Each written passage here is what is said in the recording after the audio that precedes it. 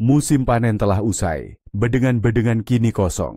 Dan tak jarang, perasaan melankolis musim gugur menyelimuti hati para pekebun. Namun, bagaimana jika saya katakan bahwa justru sekaranglah waktu terbaik untuk mewujudkan impian berkebun terbesar Anda? Hari ini, kita tidak akan mencangkul atau menanam. Kita akan berkreasi. Kita akan merancang rumah kaca impian di bulan September ini. Saya jamin, di akhir video ini, Anda akan memiliki rencana yang jelas, yang akan mengubah rumah kaca masa depan Anda bukan menjadi sumber masalah, melainkan sebuah oase produktivitas dan kebahagiaan sejati. Jadi, kenapa harus September? Alasannya sederhana. Pertama, Anda masih ingat betul apa saja yang kurang di musim ini. Anda tahu persis tomat mana yang rewel karena kedinginan, dan paprika mana yang kurang sinar matahari. Pengalaman ini adalah daftar kebutuhan utama Anda. Kedua, Anda memiliki seluruh musim gugur dan musim dingin di depan. Ini adalah waktu yang pas untuk memilih material dengan santai, mencari diskon, dan mempertimbangkan setiap detailnya tanpa harus terburu-buru, seperti saat mempersiapkan penanaman di musim semi. Nah, impian itu sebenarnya dimulai dari mana sih? Bukan dari gambar desain atau pemilihan material polikarbonat. Ia dimulai dari satu pertanyaan sederhana yang harus Anda tanyakan pada diri sendiri. Sebenarnya, untuk apa saya butuh rumah kaca ini? Tolong, jangan sepelekan tahapan ini. Ya, ini adalah fondasi utama dari seluruh rencana Anda. Jawaban atas pertanyaan ini akan menentukan segalanya.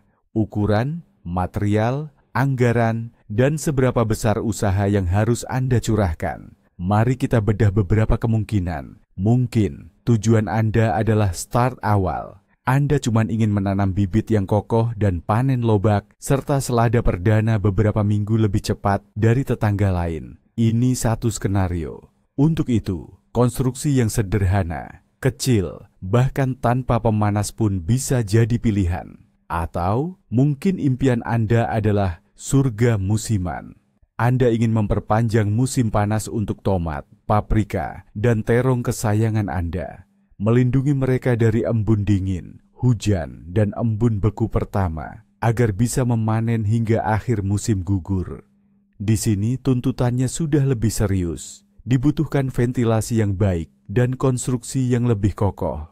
Atau jangan-jangan Anda mengincar oase sepanjang tahun, menanam sayuran hijau untuk hidangan spesial, merawat bunga-bunga eksotis, atau bahkan pohon jeruk saat salju menutupi pemandangan di luar.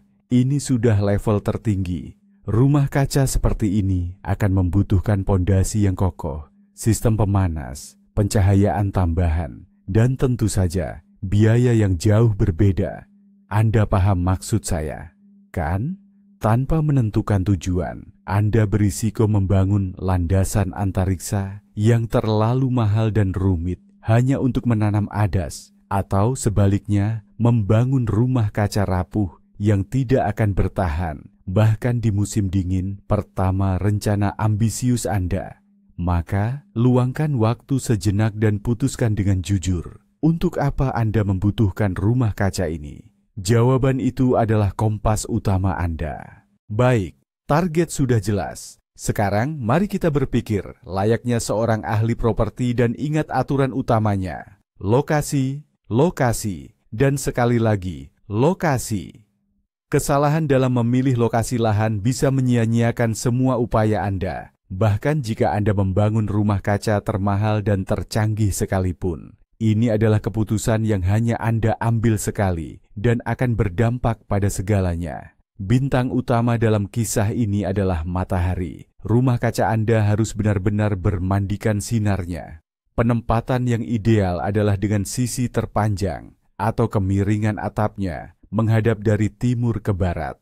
Dengan begitu, area terluas, yaitu sisi selatan, akan mendapatkan pencahayaan maksimal sepanjang hari. Tugas Anda adalah menemukan titik di lahan yang disinari matahari minimal 6 hingga 8 jam sehari, terutama saat matahari berada di posisi rendah, seperti di pagi atau sore hari, atau saat pergantian musim. Jelajahi lahan Anda dari pagi, siang, hingga sore. Perhatikan kemana bayangan jatuh, dari rumah, dari bangunan lain, atau dari pohon tetangga. Bayangan bahkan hanya untuk beberapa jam, berarti kehilangan panas dan cahaya yang signifikan, yang pada akhirnya akan mengurangi hasil panen Anda. Namun, matahari hanyalah separuh cerita. Separuh lainnya adalah musuh bebuyutannya, angin. Bayangkan angin itu seperti pencuri. Ia terus-menerus mencoba mencuri panas berharga dari rumah kaca Anda. Semakin kuat hembusan angin pada struktur rumah kaca, semakin tinggi biaya pemanasan, dan semakin sulit untuk menjaga mikroklimat yang stabil di dalamnya. Oleh karena itu, carilah perlindungan alami. Pagar hidup, tembok, atau dinding rumah di sisi utara bisa menjadi sekutu yang hebat. Pastikan saja mereka tidak akan menimbulkan bayangan. Pilihan ideal adalah tempat yang tenang, cerah, dan nyaman. Baiklah, kita sudah menemukan lokasi yang sempurna, cerah dan terlindung dari angin. Nah, pertanyaan logis berikutnya. Seberapa besar seharusnya rumah kaca impian kita ini? Disinilah banyak orang sering terjebak pemikiran. Saya bangun yang besar saja sekalian, biar ada ruang lebih. Namun, dalam dunia rumah kaca, lebih besar belum tentu selalu lebih baik. Ukurannya harus optimal, bukan maksimal. Mari kita pikirkan lebih lanjut. Pertama, pertimbangkan baik-baik apa yang akan Anda tanam. Jika sebagian besar tanaman Anda adalah tomat dan timun yang tumbuh tinggi dan membutuhkan ruang vertikal, maka ketinggian rumah kaca, terutama pada dinding samping, menjadi sangat krusial. Namun, untuk tanaman berbatang rendah seperti cabai atau sayuran hijau, luas area tanam atau bedenganlah yang justru lebih penting. Kedua, jujurlah menilai kemampuan Anda. Setiap meter persegi bukan hanya berarti potensi panen, tetapi juga pekerjaan, menyiram, menyiangi, menopang tanaman, hingga mengolah tanah. Jika ini adalah rumah kaca pertama Anda, jangan langsung membayangkan atau membangun gudang skala industri. Mulailah dengan ukuran yang nyaman, misalnya 3x6 meter. Ukuran ini lebih dari cukup untuk kebutuhan keluarga beranggotakan 3-4 orang. Dan yang terpenting, Anda tidak akan merasa seperti budak perkebunan. Ketiga, dan ini adalah aspek yang sangat krusial, faktor ekonomi. Setiap meter persegi tambahan berarti pengeluaran ekstra untuk material, fondasi, dan nantinya untuk biaya pemanas serta penerangan. Memanaskan rumah kaca raksasa yang setengah kosong di musim dingin, sama saja membuang uang ke angin. Oleh karena itu, hitunglah luas areanya berdasarkan kebutuhan nyata Anda. Saran umumnya, lebih baik membangun rumah kaca yang ukurannya ringkas, tapi dilengkapi secara optimal dan dirancang dengan matang, daripada mendirikan gudang besar dan dingin, yang pada akhirnya hanya akan Anda manfaatkan separuh ruangannya. Lokasi sudah dipilih, ukuran pun sudah ditentukan. Sekarang, mari kita turun ke bumi secara harfiah. Kita akan membahas apa yang akan berada di bawah kaki rumah kaca kita, yaitu pondasinya. Banyak orang menganggap tahap ini membosankan dan mencoba menghemat biaya dengan meletakkan struktur langsung di atas tanah. Dan ini, teman-teman, adalah salah satu kesalahan paling fatal yang bisa menghancurkan seluruh rumah kaca Anda. Pondasi bukan sekadar dasar, melainkan jangkar yang menahan struktur Anda. Tanpa itu, angin kencang pertama saja bisa mengubah impian Anda menjadi tumpukan logam bengkok dan polikarbonat. Pondasi ini melindungi dari penurunan tanah, banjir di musim semi, dan masuknya hawa dingin dari dalam tanah. Lalu, pondasi seperti apa yang harus dipilih? Pilihan paling sederhana dan populer untuk rumah kaca ringan berbahan polikarbonat adalah pondasi balok kayu. Biasanya digunakan balok kayu berukuran 100 mm yang sudah diolah dengan antiseptik. Pondasi ini relatif murah, mudah dipasang, dan sangat efektif dalam menjalankan fungsinya. Namun perlu diingat bahwa kayu tidak abadi Dan setelah 7-10 tahun, pondasi semacam ini mungkin perlu diganti. Jika Anda membangun untuk jangka panjang atau merencanakan rumah kaca berpemanas, ada baiknya mempertimbangkan solusi yang lebih permanen. Misalnya, pondasi tiang pancang. Tiang pancang ditanam atau diputar masuk ke tanah di setiap sudut dan sekeliling perimeter rumah kaca. Tempat kerangka akan dipasang. Ini kuat, andal, dan cocok untuk lahan yang miring. Dan terakhir ada raja dari semua pondasi, yaitu pondasi balok beton dangkal, shallow strip foundation. Ini adalah pita beton yang membentang di sekeliling seluruh perimeter rumah kaca. Memang, ini lebih mahal dan lebih rumit dalam pengerjaannya, tetapi pondasi ini memberikan stabilitas maksimal, kekedapan dan sangat ideal untuk rumah kaca musim dingin atau yang berpemanas. Pondasi sudah siap. Sekarang kita mulai membangun kerangka utama rumah kaca impian kita.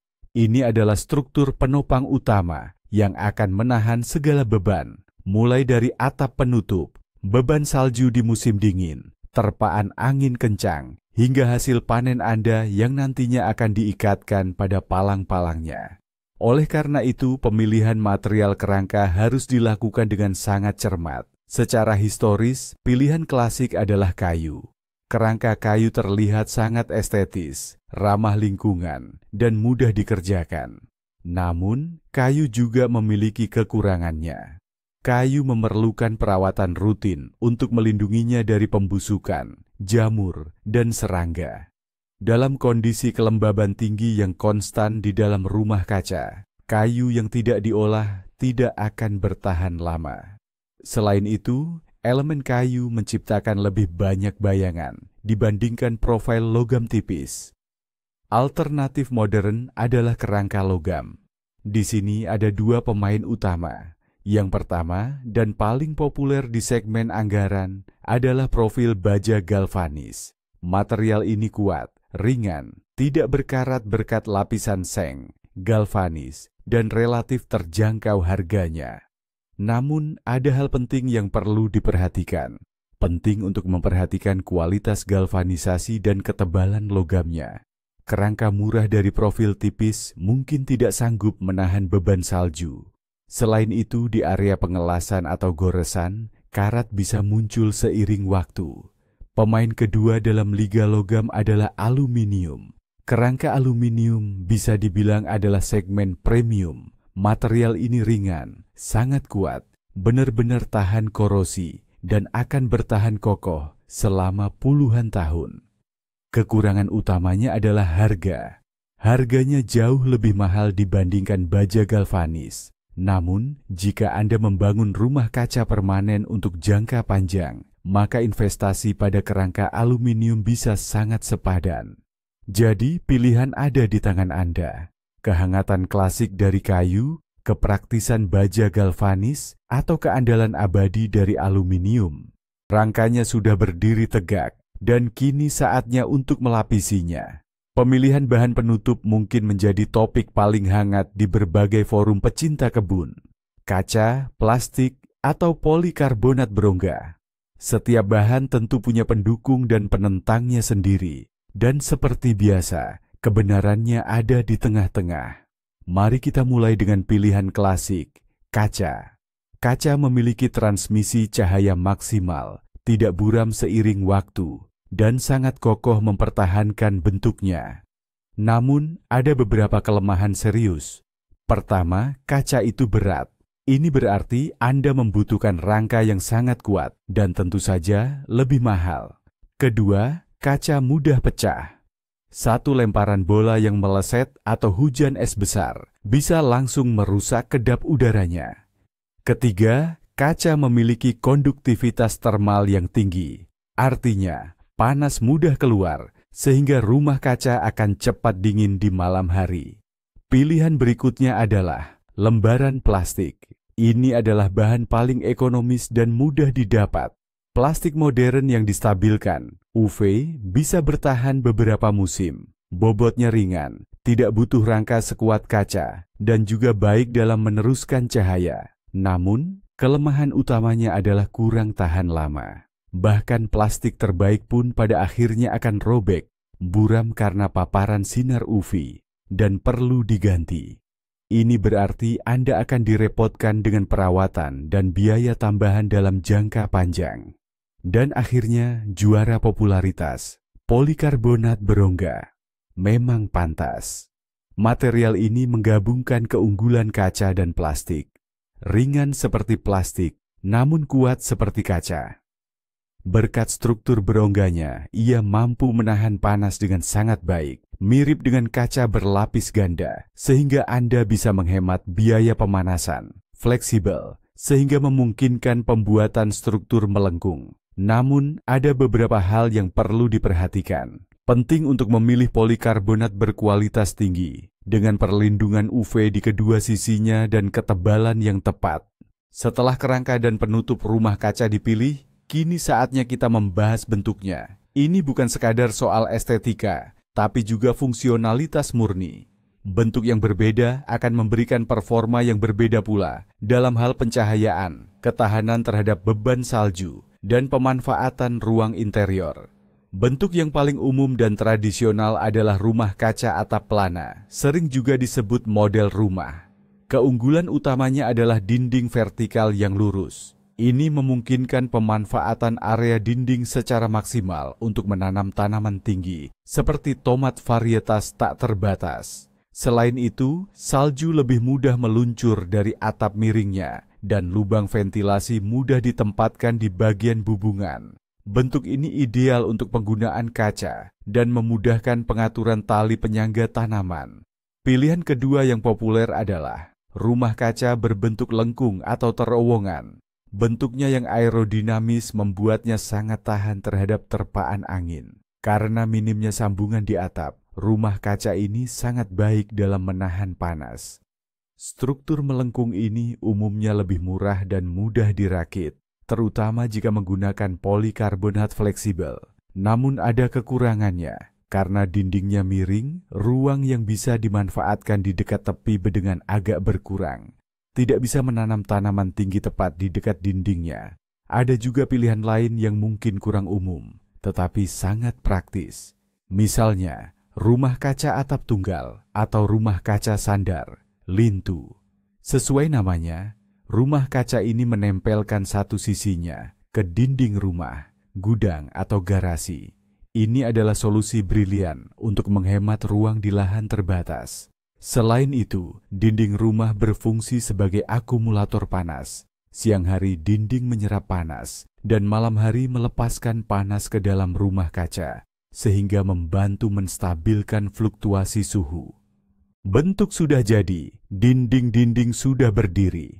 Sekarang mari kita bahas tentang satu hal esensial yang tanpanya rumah kaca Anda tidak akan menjadi surga bagi tanaman, melainkan neraka yang mematikan. Ya, saya bicara tentang ventilasi. Banyak pemula berpikir, cukup satu pintu dan satu jendela kecil di sisi berlawanan, itu sudah cukup. Sayangnya, ini adalah salah satu kesalahan paling umum dan paling merusak. Bayangkan hari yang terik di bulan Juli. Matahari memanaskan udara di dalam rumah kaca hingga 50-60 derajat Celcius. Pada suhu setinggi itu, serbuk sari banyak tanaman, seperti tomat misalnya, bisa menjadi steril. Artinya, tidak ada penyerbukan, tidak ada pembentukan buah, tidak ada panen. Selain itu, udara yang stagnan, lembab dan panas adalah lingkungan ideal bagi perkembangan penyakit jamur, seperti busuk daun, Phytophthora. Ventilasi yang tepat bukanlah kemewahan, melainkan kebutuhan vital. Lalu bagaimana cara mengorganisir paru-paru untuk rumah kaca kita? Aturan emasnya adalah total luas semua bukaan ventilasi harus minimal 20-25% dari luas lantai. Dan ini tidak hanya berlaku untuk jendela-jendela di atap. Sistem ideal adalah menciptakan aliran udara, angin silang, yang bisa Anda kendalikan. Untuk itu, Anda memerlukan bukaan ventilasi tidak hanya di bagian atas, di bubungan atap, tetapi juga di sisi-sisi rumah kaca, di bagian bawah, dekat dengan tanah. Dengan demikian, Anda menciptakan konveksi alami. Udara dingin masuk melalui bukaan bawah, bergerak melewati bedengan tanaman, menjadi panas, naik ke atas, dan keluar melalui bukaan atas, membawa serta kelebihan panas dan kelembapan. Ini menjamin sirkulasi udara yang konstan, yang sangat disukai tanaman. Dan jika Anda ingin membawa kenyamanan ke tingkat berikutnya, pertimbangkan pembuka ventilasi otomatis. Kita sudah belajar cara mendinginkan rumah kaca. Sekarang, mari kita pelajari cara menghangatkannya. Jika tujuan Anda bukan hanya memulai tanam lebih awal, tetapi juga memperpanjang musim tanam secara signifikan, bahkan bertanam sepanjang tahun, maka sistem pemanas mutlak diperlukan. Embun beku di musim gugur atau hawa dingin yang kembali muncul di musim semi bisa melenyapkan semua kerja keras Anda dalam semalam. Pemilihan sistem pemanas sangat bergantung pada tujuan Anda, anggaran, dan ketersediaan sumber energi. Cara termudah dan paling jelas adalah pemanas listrik. Anda bisa memasang kipas pemanas konvensional atau pemanas inframerah. Model inframerah sangat direkomendasikan karena mereka tidak memanaskan udara, melainkan langsung ke tanah dan tanaman, yang jauh lebih efisien dan hemat energi. Keunggulan utama metode ini adalah kemudahan pemasangan dan pengoperasiannya. Kekurangannya adalah biaya listrik yang bisa mengejutkan dan memberatkan tagihan Anda. Jika Anda membangun rumah kaca musim dingin yang permanen, ada baiknya mempertimbangkan opsi yang lebih substansial. Contohnya, pemanas air. Pipa-pipa dipasang di sekeliling rumah kaca atau di bawah bedengan, mengalirkan air panas dari boiler. Boiler bisa berbahan bakar gas, listrik, atau bahan bakar padat seperti kayu bakar atau pelet. Ini adalah sistem yang kompleks dan mahal dalam pemasangannya, namun seringkali lebih ekonomis dalam pengoperasiannya daripada pemanas listrik langsung, terutama untuk area yang luas. Ada juga metode yang lebih merakyat, misalnya yang disebut akumulator surya atau penyimpan panas surya.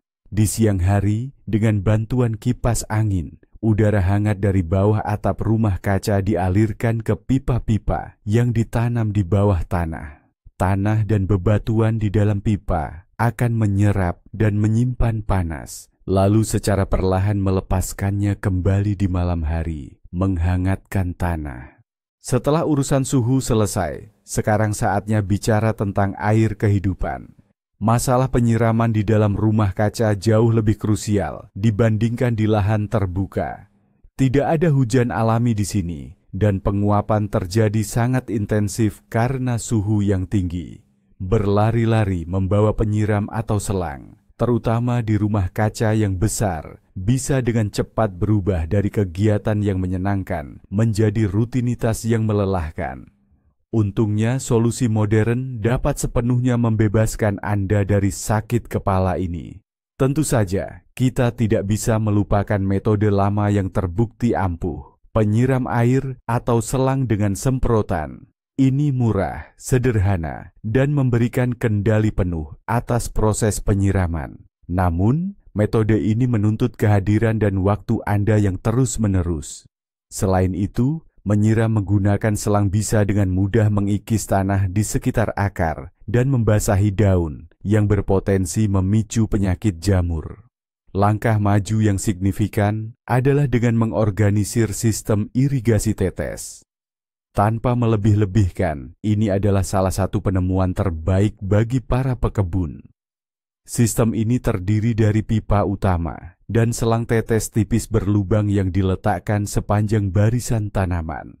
Air disalurkan secara perlahan, tetes demi tetes, langsung ke akar setiap tanaman. Apa saja kelebihan metode ini? Banyak sekali.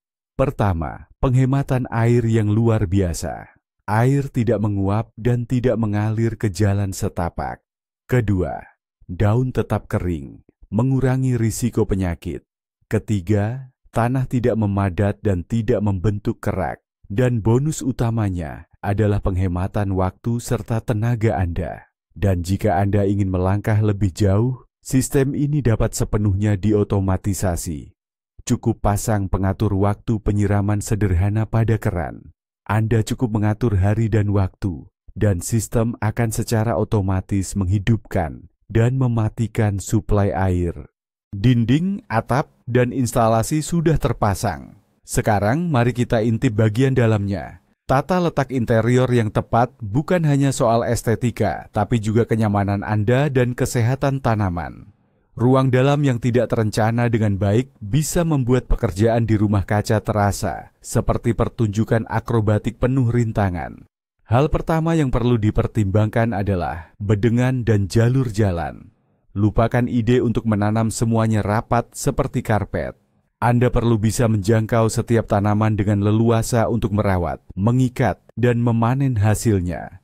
Standar idealnya, lebar bedengan tidak lebih dari 60-70 cm jika bisa diakses dari satu sisi, dan hingga 120 cm jika bisa diakses dari kedua sisi. Dengan begitu, Anda bisa menjangkau bagian tengah dengan mudah tanpa perlu menginjak tanah. Lebar jalur jalan sebaiknya tidak kurang dari 40-50 cm. Percayalah, Anda akan sangat menghargai ruang ini saat membawa ember atau gerobak dorong. Sebaiknya jalur jalan ini diberi alas, bisa dengan ubin, papan, kerikil, atau dilapisi geotekstil. Ini akan mencegah kotoran dan pertumbuhan gulma.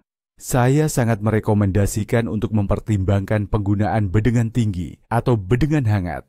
Ini adalah kotak yang terbuat dari papan, asbes atau logam dengan ketinggian 20-40 cm. Ada banyak sekali kelebihannya. Pertama, Anda tidak perlu membungkuk terlalu rendah sehingga punggung Anda tidak akan sakit. Kedua, tanah di bedengan seperti ini akan lebih cepat hangat di musim semi. Ketiga, sangat mudah untuk mengisinya dengan media tanam nutrisi yang ideal. Dan jika Anda menambahkan bahan organik di bagian bawah, Anda akan mendapatkan bedengan hangat yang akan menghangatkan akar tanaman. Jangan lupakan juga ruang vertikal. Di bawah atap, Anda bisa memasang teralis untuk mengikat tomat dan mentimun yang tumbuh tinggi. Kami sudah memastikan kehangatan, air, dan kenyamanan. Namun, ada satu lagi elemen krusial yang tanpanya fotosintesis mustahil terjadi. Ini adalah cahaya. Sepertinya, di dalam rumah kaca yang terbuat dari bahan transparan, cahaya seharusnya sudah cukup. Tapi, kenyataannya tidak selalu begitu. Terutama jika Anda tinggal di daerah dengan durasi siang hari yang pendek atau berencana menanam sesuatu di musim dingin. Di musim gugur dan musim dingin, durasi siang hari drastis berkurang menjadi 8 jam atau bahkan kurang. Sementara itu, sebagian besar tanaman sayuran membutuhkan 12-14 jam cahaya untuk pertumbuhan dan pembuahan yang normal. Kekurangan cahaya menyebabkan bibit tumbuh memanjang dan lemah, sedangkan tanaman dewasa berhenti menghasilkan buah. Nah, disinilah pencahayaan buatan, atau yang lebih tepat disebut pencahayaan tambahan, berperan. Dan langsung saja saya katakan, lampu pijar biasa seperti lampu Illich, lampu bohlam lama, tidak akan membantu di sini. Tanaman membutuhkan cahaya dengan spektrum tertentu, terutama biru dan merah. Spektrum biru bertanggung jawab untuk pertumbuhan sistem akar dan massa hijau, sedangkan merah merangsang pembungaan dan pembuahan. Itulah mengapa untuk pencahayaan tambahan ini digunakan lampu khusus yang disebut phytolamp. Ada beberapa jenisnya, yang paling sederhana dan kuno adalah lampu fluoresen. Yang lebih modern adalah lampu LED, Light Emitting Diode. Phytolamp LED adalah pilihan terbaik saat ini. Mereka sangat hemat energi, hampir tidak menghasilkan panas, tahan lama, dan yang paling penting, memancarkan cahaya tepat pada spektrum yang dibutuhkan tanaman. Anda tidak perlu menyinari rumah kaca sepanjang waktu. Cukup nyalakan lampu di pagi hari, beberapa jam sebelum matahari terbit, dan di malam hari setelah matahari terbenam, untuk memperpanjang durasi siang hari hingga 12-14 jam yang diperlukan. Setelah membangun rumah dan memasang listrik serta air, saatnya kita memikirkan perabotan utamanya. Media tanam. Sekadar memindahkan tanah dari kebun biasa ke dalam rumah kaca adalah salah satu kesalahan terbesar yang bisa dilakukan. Tanah di rumah kaca beroperasi dalam kondisi yang sama sekali berbeda, jauh lebih intensif daripada tanah di luar. Ia tidak tersapu oleh hujan, tidak membeku di musim dingin, dan nutrisinya cepat terkuras. Seiring waktu, tanah kebun biasa semacam ini akan menumpuk patogen penyakit dan larva hama yang di lingkungan rumah kaca merasa seperti di resor liburan. Oleh karena itu, persiapan media tanam untuk rumah kaca harus dilakukan dengan sangat cermat. Media tanam rumah kaca yang ideal harus gembur, mampu menahan air, memiliki aerasi yang baik, dan tentu saja sangat kaya nutrisi. Lalu, bagaimana cara menciptakan substrat impian ini? Dasarnya bisa menggunakan tanah kebun atau tanah gambut Anda, namun harus dipastikan untuk memperbaikinya dan mensterilkannya. Untuk meningkatkan kegemburan, tambahkan gambut yang sudah dinetralkan keasamannya, kocopeat, serabut kelapa, atau serbuk gergaji yang sudah terkompos. Untuk menjaga kelembaban dan memperbaiki struktur, biohumus atau vermikulit sangat cocok. Komponen terpenting adalah nutrisi. Pastikan untuk menambahkan kompos yang sudah matang sempurna atau pupuk kandang. Ini bukan hanya sumber mikronutrien, tetapi juga rumah bagi mikroorganisme bermanfaat yang akan menjadikan tanah hidup. Tidak ada salahnya juga menambahkan pupuk mineral majemuk dengan pelepasan lambat, slow release. Sebelum mengisi bedengan, sangat disarankan untuk melakukan sterilisasi. Anda bisa menyiram tanah dengan larutan kalium permanganat atau dengan biopreparat khusus yang akan mengisi tanah dengan mikroflora bermanfaat, menekan patogen. Ingat, Anda tidak hanya membuat bedengan, melainkan ekosistem tertutup. Di dalam rumah kaca, kita menciptakan dunia ideal kita sendiri. Tanah gembur, tanaman tumbuh subur dalam kehangatan dan cahaya yang melimpah. Namun, perlu diingat, oasis nyaman ini pasti akan menarik perhatian tamu tak diundang. Hama dan penyakit di ruang tertutup, rumah kaca dapat menyebar dengan kecepatan kilat dan memusnahkan seluruh panen hanya dalam hitungan hari. Oleh karena itu, perlindungan harus dipikirkan, bukan saat daun sudah dipenuhi koloni kutu daun, melainkan sejak tahap perencanaan. Garis pertahanan pertama adalah penghalang fisik. Semua lubang ventilasi, pintu dan jendela kecil harus dilengkapi dengan jaring nyamuk berlubang halus. Ini adalah cara sederhana, namun sangat efektif untuk mencegah kutu kebul, ngengat, kutu daun, dan hama terbang lainnya masuk. Pastikan jaring terpasang rapat di seluruh keliling dan tidak ada celah. Garis pertahanan kedua adalah kebersihan dan pencegahan. Jangan pernah membawa tanah atau tanaman yang tidak terverifikasi dari luar ke dalam rumah kaca. Selalu ada risiko membawa hadiah berupa penyakit atau hama bersama mereka. Rutin bersihkan sisa-sisa tanaman, daun kering, dan gulma. Semua ini bisa menjadi tempat persembunyian patogen. Setelah musim tanam selesai, pastikan untuk mendisinfeksi struktur rumah kaca dan juga tanahnya. Dan garis pertahanan ketiga yang paling cerdas adalah rotasi tanaman. Jangan tanam jenis tanaman yang sama, misalnya tomat, di lokasi yang sama selama beberapa tahun berturut-turut. Ini akan menyebabkan penumpukan penyakit spesifik tanaman tersebut di dalam tanah. Lakukan pergantian tanaman. Setelah tomat, tanam mentimun, lalu sayuran hijau, kemudian tanaman penutup tanah. Ini menyehatkan tanah dan memutus siklus hidup hama. Memikirkan perlindungan sejak awal jauh lebih mudah dan murah dibandingkan harus berperang kimia total demi menyelamatkan panen nanti. Kami sudah memikirkan hampir semua aspek dalam rumah kaca kami. Namun teknologi terus berkembang dan kini bahkan rumah kaca rumahan biasa pun bisa kita jadikan sedikit pintar. Jangan khawatir, ini bukan tentang sistem rumit dengan kecerdasan buatan. Ini tentang perangkat sederhana dan terjangkau yang bisa sangat memudahkan hidup Anda sekaligus meningkatkan efisiensi rumah kaca. Mari kita mulai dengan kontrol atau pemantauan. Dasar utama adalah informasi akurat tentang mikroklimat. Pasanglah tidak hanya satu, melainkan 2 termometer di rumah kaca, satu di dekat tanaman dan yang lainnya di bawah atap, agar Anda bisa memahami perbedaan suhunya. Jangan lupa tambahkan higrometer untuk mengontrol kelembaban udara.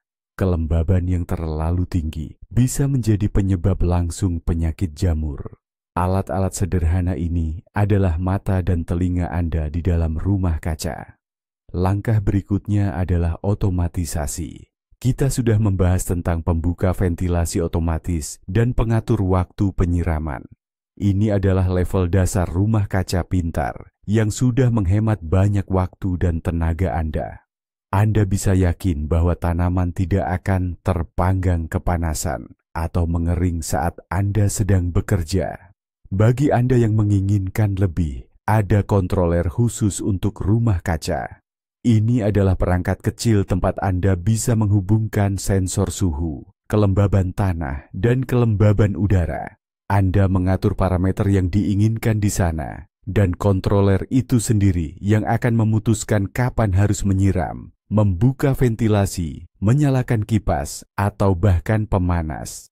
Beberapa model bahkan bisa mengirimkan notifikasi ke ponsel pintar Anda. Tentu saja ini membutuhkan investasi yang lebih besar. Namun, jika Anda tinggal jauh dari kebun atau sekadar sangat menghargai waktu Anda, sistem semacam ini bisa menjadi penyelamat sejati. Anda bisa mulai dari yang kecil dulu, misalnya dengan termometer yang bagus dan pengatur waktu penyiraman. Setelah membahas banyak detail teknis, pasti sekarang ada satu pertanyaan paling mendasar, tapi juga paling penting yang terlintas di benak Anda. Berapa biaya semua ini? Anggaran seringkali menjadi penghalang terbesar bagi banyak proyek bagus. Maka dari itu, mari kita bicara tentang uang secara jujur dan terbuka. Biaya sebuah rumah kaca bisa sangat bervariasi, bahkan hingga puluhan kali lipat. Rumah kaca sederhana dari rangka lengkung dan plastik mungkin hanya menghabiskan beberapa ribu rubel. Sementara rumah kaca musim dingin yang kokoh, dilengkapi pemanas dan sistem otomatis, bisa mencapai ratusan ribu. Oleh karena itu, hal pertama yang perlu Anda lakukan adalah membuat rincian anggaran.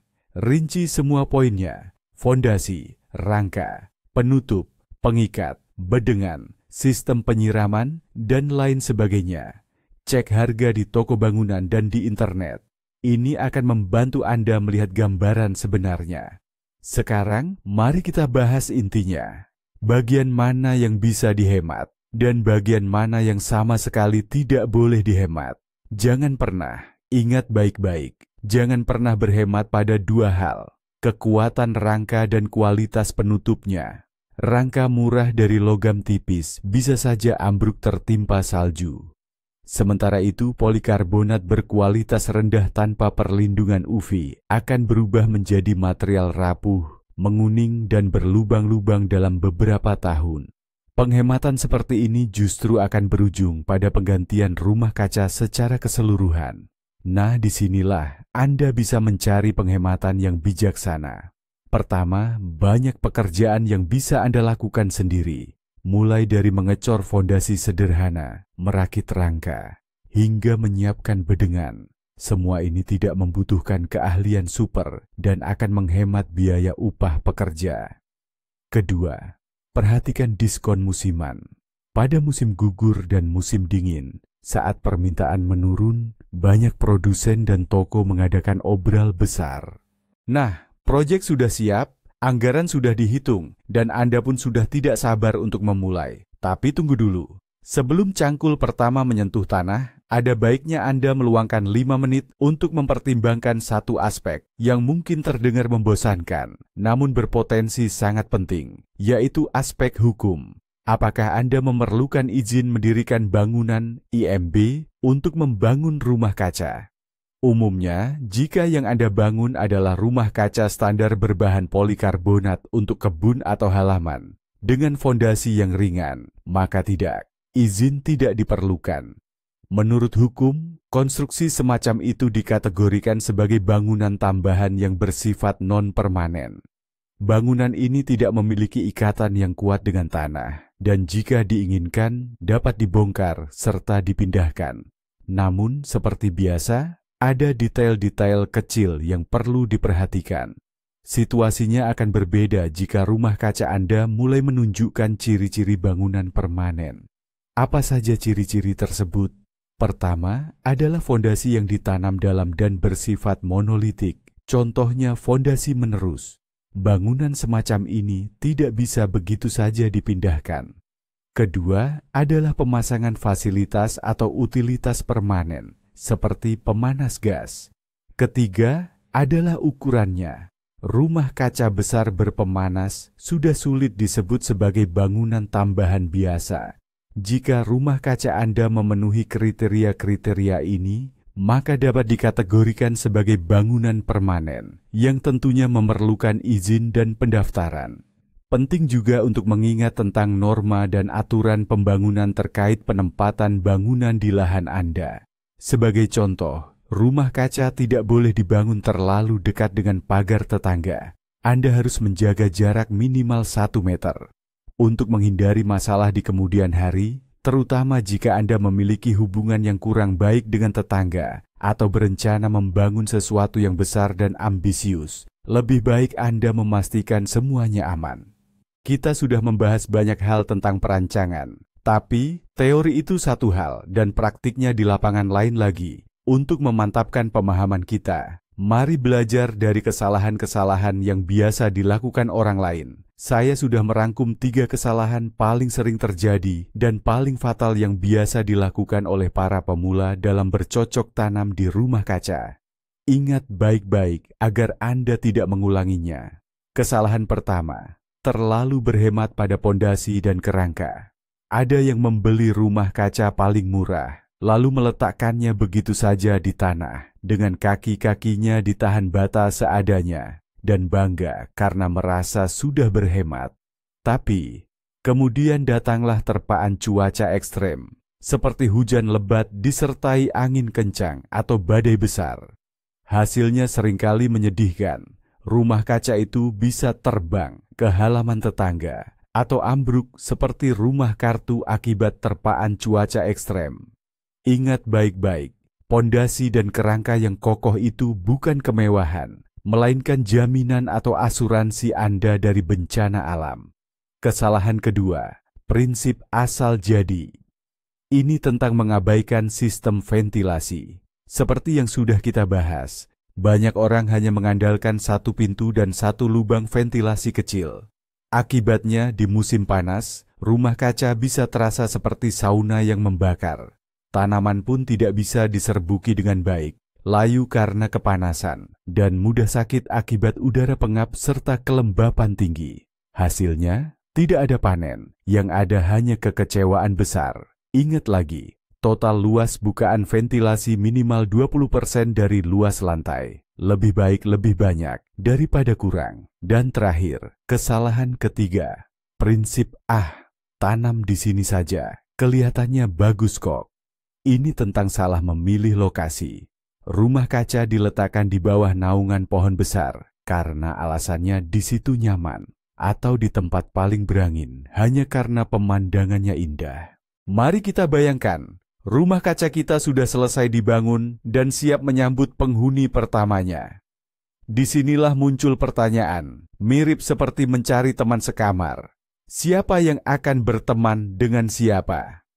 Penataan tanaman yang tepat, atau yang dikenal sebagai alelopati, di ruang tertutup rumah kaca memegang peran yang jauh lebih penting dibandingkan di lahan terbuka.